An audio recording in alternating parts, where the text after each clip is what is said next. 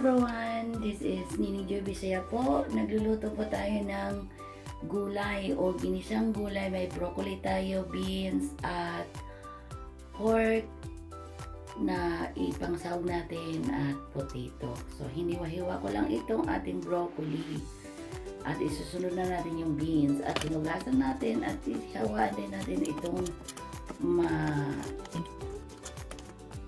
maliit lang na part ng pork at itong potato. So, sama-sama natin itong paunurin at see you hanggang dulo.